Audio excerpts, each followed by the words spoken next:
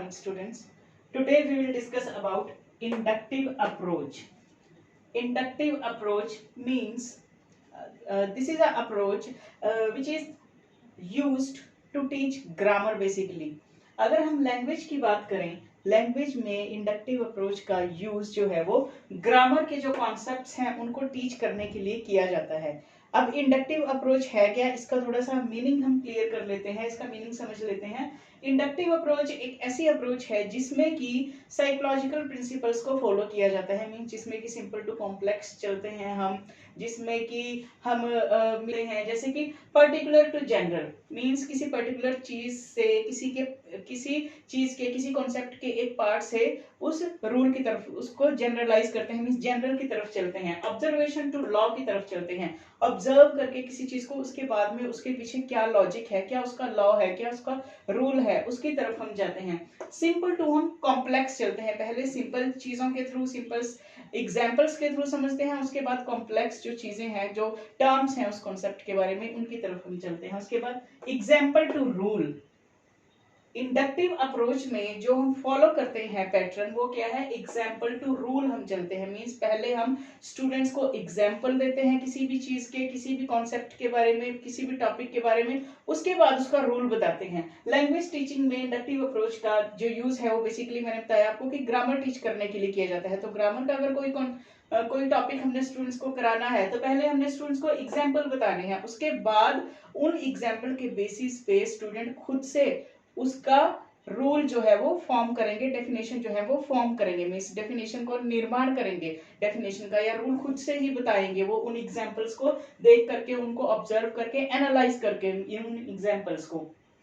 Inductive approach का use जो है वो साइंस को टीच करने के लिए भी किया जाता है और मैथ्स में भी इसका यूज किया जाता है। मैथ्स में जैसे सम वगैरह पहले एग्जांपल बताएंगे, फिर उसको उसके फॉर्मूला बताएंगे कि इसको हमने किस फॉर्मूला के थ्रू सॉल्व किया और कैसे उस फॉर्मूला को पुट किया है। ऐसे ही लैंग्वेज में भी पहले पहले एग्जाम्पल बताएंगे, उसके बाद उन एग्जाम्पल के बेसिस पे हम रूल बताते हैं। जैसे स्टूडेंट्स को हमने नाउन का टॉपिक कराना है सपोज, तो पहले हम नाउन के कुछ एग्जाम्पल्स जो है वो स्टूडेंट्स को बताएंगे या ब्लैक बोर्ड पे या चॉक बोर्ड पे लिखेंगे, फिर उन एग्जाम्पल के बेसिस पे हम स्टूडेंट्स को कहेंगे कि इन एग्जाम्पल के बेसिस पे आप इसका रूल बनाने की कोशिश करिए। जहां कहीं स्टूडेंट्स को डिफिकल्टी आएगी वहां टीचर उसकी हेल्प करता है। अब इंडक्टिव अप्रोच में हम क्या पैटर्न फॉलो करते हैं, क्या इसका प्रोसीजर है या क्या इसके स्टेप्स हैं, तो स्टेप्स देख लेते हैं। इंडक्टिव अप्रोच को यूज करने के एक टीचर को कौन कौन से स्टेप्स जो है वो फॉलो करने चाहिए अगर उसने इंडक्टिव अप्रोच के थ्रू कोई ग्रामर का टॉपिक टीच करना है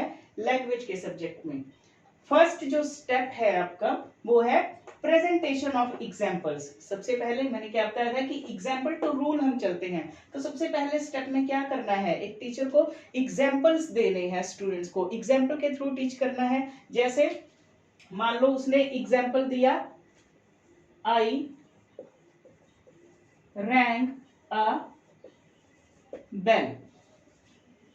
ये एग्जाम्पल, मान लो हमने एक्टिव पैसिव वॉइस कराने हैं स्टूडेंट्स को कि एक्टिव टू पैसिव वॉइस हमने कैसे चेंज करते हैं हम। अब मैंने इसको चेंज करके बता दिया, अ बेल वॉज रंग बाय मी। ये मान लो मैंने एक एग्जाम्पल दे दिया। दूसरा एग्जाम्पल मैंने दे दिया, शी sang a song। अब मैंने इसको चेंज कर दिया पैसिव वॉइस में, a song was sung by her। ये मैंने दो एग्जाम्पल स्टूडेंट्स को चॉक बोर्ड पे लिख के बता दिए। अब मैं क्या करूंगा, अब मैं स्टूडेंट्स को कहूंगा, मैंने पहले स्टेप में प्रेजेंटेशन ऑफ एग्जांपल्स मैंने दे दिए, उसके बाद स्टूडेंट्स को बोलना है आपने कि इन एग्जांपल को आप एनालाइज कीजिए। दूसरा स्टेप है एनालिसिस ऑफ एग्जांपल। अब इन एग्जांपल्स को एनालाइज कौन करेगा, स्टूडेंट्स करेंगे एनालाइज। टीचर क्या कहेगा कि इन एग्जांपल्स को आप ध्यान से देखिए कि इनके, ये जो मैंने इसको एक्टिव वॉइस को पैसिव वॉइस में चेंज किया है, पैसिव वॉइस को ध्यान से देखिए कि क्या इसमें चेंजेस है, मींस इसमें क्या चेंज आया है, सब्जेक्ट क्या का प्लेस बदला है या वर्ब की फॉर्म चेंज हुई है या ऑब्जेक्ट जो है वो कहाँ पे गया है। इस तरीके से एनालाइज करेंगे स्टूडेंट्स। सेकंड स्टेप में मींस एग्जांपल को एनालाइज करेंगे। वो एनालाइज करना क्या होता है, विश्लेषण करना, छोटे छोटे पार्ट्स में डिवाइड करके किसी चीज को एनालाइज करना। इस सेंटेंस को वो छोटे छोटे पार्ट्स में देखेंगे कि हाँ सब्जेक्ट पहले जो एक्टिव वॉइस था उसमें पहले आई था सब्जेक्ट और आई जो है वो बाद में चला गया, मी में चेंज हो गया। इस तरीके से स्टूडेंट इन चीजों को एनालाइज करेंगे सेकेंड स्टेप में। थर्ड स्टेप क्या है, जनरलाइजेशन। अब स्टूडेंट्स देख के सेकंड स्टेप में जब वो एनालाइज कर लेंगे कि क्या क्या चेंजेस हैं पैसिव वॉइस में, अब वो उनको जनरलाइज करेंगे, उनको मीन्स एक सीक्वेंस में अरेंज करेंगे कि सब्जेक्ट जो था वो आई था और जब हमने इसको पैसिव में चेंज किया और वो मी में चेंज हो गया, मीन सब्जेक्ट जो है ऑब्जेक्ट में चला गया और ऑब्जेक्ट जो है वो पहले आ गया। वर्ब की जो फॉर्म थी पहले सेकंड फॉर्म थी, फिर हमने थर्ड फॉर्म चेंज हो गई पैसिव वॉइस में। इस तरीके से वो एनालाइज करेंगे। और जैसे मींस इसमें क्या है कि जो पहले सब्जेक्ट था जब वो ऑब्जेक्ट की जगह पे जाएगा तो उससे पहले एक प्रेपोजिशन आ गई, ये बाय प्रेपोजिशन आ गई। इस तरीके से उसको जनरलाइज कर लेंगे, मींस पैसिव वॉइस को जनरलाइज कर लेंगे कि कहाँ सब्जेक्ट है कहाँ ऑब्जेक्ट है, कैसे चेंज हुए, कौन सी फॉर्म आई। प्रेजेंट जो पास्ट इंडेफिनिट है वो पास्ट पार्टिसिपल में चेंज कर दिया हमने। इस तरीके से उसको जनरलाइज कर लेंगे। फोर्थ स्टेप में द रूल इज फॉर्म्ड। अब जनरलाइजेशन के बाद जब उनको पता चल जाएगा कि सब्जेक्ट ऑब्जेक्ट में चेंज हो जाता है, ऑब्जेक्ट सब्जेक्ट की जगह आ जाता है, वर्ब की सेकंड फॉर्म की जगह थर्ड फॉर्म आ जाती है, बाय आ जाता है, उसके बाद जो पहले सब्जेक्ट था वो ऑब्जेक्ट में चला जाता है। इस बेसिस पे वो रूल को फॉर्म कर लेंगे, रूल बना लेंगे कि अगर एक्टिव से इस टाइप के सेंटेंसेस को अगर एक्टिव से पैसिव वॉइस में चेंज करना है तो उनका क्या रूल होता है।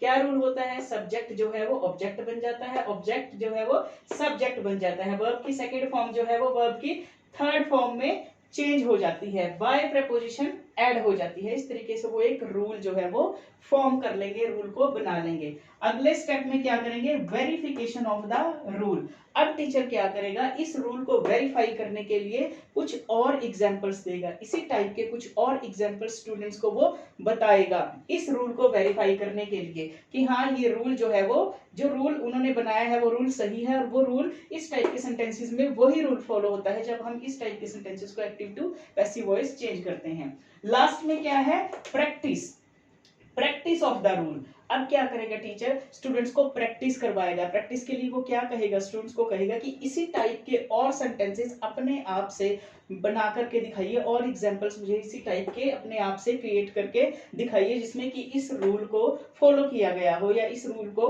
फॉलो करके इस टाइप के आप मुझे सेंटेंसेस एग्जांपल्स बना करके दिखाइए। मींस प्रैक्टिस करवाएगा ताकि स्टूडेंट्स की जो लर्निंग है वो परमानेंट हो जाए, ये जो रूल है ये उनके माइंड में जो है वो परमानेंट हो जाए, मींस उसको अच्छे से रिटेंशन हो जाए इस रूल की उनके माइंड में। तो इस तरीके से इस प्रोसीजर को फॉलो किया जाता है इंडक्टिव अप्रोच में। इंडक्टिव अप्रोच, ये थी इंडक्टिव अप्रोच की, इसमें हम पहले एग्जांपल बताएंगे, उसके बाद स्टूडेंट उन एग्जांपल के बेसिस पे खुद से रूल जो है वो फॉर्म करेगा। अब इसके कुछ एडवांटेजेस भी होंगे इंडक्टिव अप्रोच के। इंडक्टिव अप्रोच के बहुत सारे एडवांटेजेस है, हम देख लेते हैं इसके क्या क्या एडवांटेजेस है। एडवांटेजेस,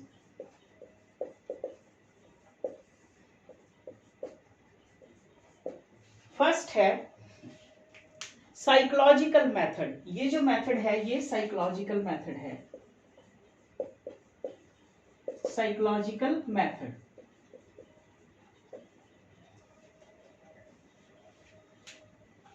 ये जो मेथड है इसमें साइकोलॉजिकल प्रिंसिपल्स जो हैं, जो साइकोलॉजिकल मैगजीम्स हैं उनको फॉलो किया जाता है, इसलिए इस मेथड को साइकोलॉजिकल कहा गया है। जैसे सिंपल टू कॉम्प्लेक्स है, ऑब्जर्वेशन टू लॉ है, पर्टिकुलर टू जनरल है, ये क्या है, कुछ साइकोलॉजिकल प्रिंसिपल्स हैं। इस मेथड में इन प्रिंसिपल्स को फॉलो किया जाता है, इसलिए ये एक साइकोलॉजिकल मेथड है, साइकोलॉजी के अकॉर्डिंग है। मींस जैसे एक चाइल्ड की साइकोलॉजी होती है कि वो पहले इजी चीजें जल्दी सीख जाता है, उसके बाद वो कॉम्प्लेक्स चीजों को आसानी से सीख लेता है, इसमें इसी प्रिंसिपल को फॉलो किया जाता है, इसलिए इसको साइकोलॉजिकल मेथड कहा जाता है। दूसरा है इसका एडवांटेज, ब्रेक्स मोनोटोनी। मींस ये क्या है, क्लासरूम की जो नीरसता होती है, जो मोनोटोनी होती है क्लासरूम में, एक ही तरीके से हम चीजों को पढ़ते जाते हैं, स्टूडेंट को लेक्चर मेथड के थ्रू हम अगर कंटेंट प्रोवाइड करते जाते हैं तो स्टूडेंट्स जो है वो क्या हो जाते हैं, बोर हो जाते हैं, क्लासरूम का जो एनवायरनमेंट है वो नीरस हो जाता है। तो ये जो मेथड है, ये जो अप्रोच है इंडक्टिव अप्रोच, ये क्लासरूम की जो मोनोटोनी है उसको ब्रेक करती है, नीरसता को दूर करती है। क्योंकि इसमें स्टूडेंट्स की एक्टिव पार्टिसिपेशन जो है वो होती है, स्टूडेंट खुद से करते हैं, मीन्स इसमें खुद से रूल जो है वो बनाते हैं, जनरलाइज करते हैं, एनालाइज करते हैं, वो अटेंटिव रहते हैं। अगला जो इसका एडवांटेज है वो यही है कि मेक्स स्टूडेंट अटेंटिव या मेक स्टूडेंट एक्टिव। ये जो मेथड है वो स्टूडेंट्स को एक्टिव रखता है।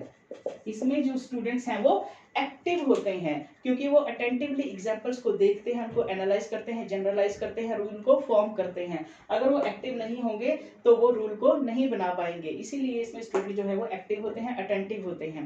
नेक्स्ट जो इसका बेनिफिट है या इसका एडवांटेज है वो क्या है कि ये जो मेथड है ये ग्रामर को टीच करने के लिए बहुत ज्यादा इफेक्टिव है। जैसे जो डिफिकल्ट टर्म्स हैं या ग्रामर के जो रूल्स हैं उनको टीच करने के लिए, या साइंस है या फिर मैथ्स है उसको टीच करने के लिए बहुत ज्यादा इफेक्टिव है। ये इसका एक एडवांटेज है कि जो ऐसे टर्म्स हैं, मुश्किल टर्म्स हैं, उनको हम इजीली इस मेथड के थ्रू टीच कर सकते हैं।